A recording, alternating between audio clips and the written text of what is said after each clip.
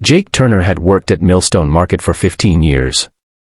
He started as a stock boy, working his way up to store manager through sheer dedication and a strong sense of duty. The supermarket chain was one of the largest in the country, owned by billionaire Richard Langford, a man Jake had never met but whose name was plastered all over the company. That evening, as Jake was closing up, he noticed a boy, no older than 10, standing by the entrance. The child had sunken cheeks and eyes filled with silent desperation. He wore a tattered hoodie, his small hands clenching his stomach. Jake recognized hunger when he saw it. "Hey, kid," Jake called gently. "You okay?" The boy hesitated but nodded. Then his stomach betrayed him with a loud growl. Jake knelt down. "Where's your family?" The boy looked away. "My mom lost her job. We don't have money for food tonight." Jake felt his chest tighten. Store policy was strict, no giving away food. But could he really turn this kid away? Looking around to make sure no one was watching, Jake walked to the bakery section, grabbed a few sandwiches, and handed them to the boy. "Here. Eat up." The boy's eyes lit up, and he devoured the food in seconds. He whispered, "Thank you, mister," before running off into the night. Jake felt good about his decision until the next morning. Head office called. "Jake, you're fired," the cold voice of his district manager announced. "There's surveillance footage. We have a zero-tolerance policy for theft." Jake argued, explained, even pleaded, but the decision was final. No exceptions. By noon, he was clearing out his desk, heart pounding with a mixture of anger and disbelief. 15 years. Gone. Over a sandwich. He knew the company was strict, but surely compassion should outweigh policy. An hour later, as he stepped out of the store for the last time, his phone buzzed. Unknown number. "Hello. Is this Jake Turner?" a deep voice asked. "Yeah." "Who's this?" "This is Richard Langford."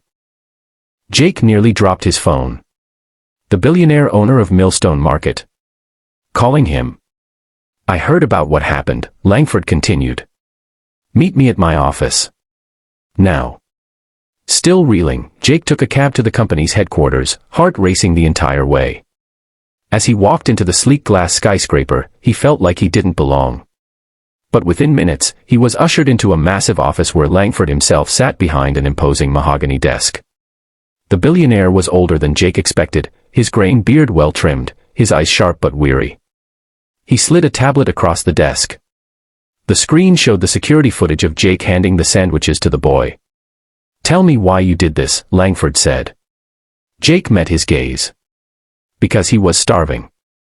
Because no child should go to bed hungry if I can help it. Because I could." Langford sighed, rubbing his temples. "I built this company from nothing. I know what hunger feels like. My mother worked 3 jobs just to put food on the table. I swore I'd never forget where I came from, but somewhere along the way, I let policies replace people." He tapped a button on his phone. "Get me the district manager." Minutes later, the very man who fired Jake appeared, looking nervous. Langford's voice was cold steel. "You fired one of my best employees for doing what any decent human being should have done." The manager stammered. I was just following policy, sir." "Then the policy is wrong," Langford snapped. "You're dismissed. Effective immediately." The manager paled, nodded stiffly, and left. Langford turned back to Jake. "You're not fired anymore. In fact, I want you to run a new division, one focused on feeding families in need.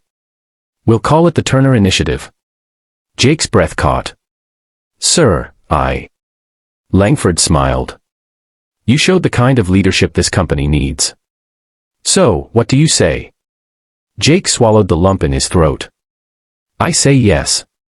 And just like that, a single act of kindness turned into something much bigger. Because sometimes, the right decision isn't the one written in a policy, it's the one made with a heart.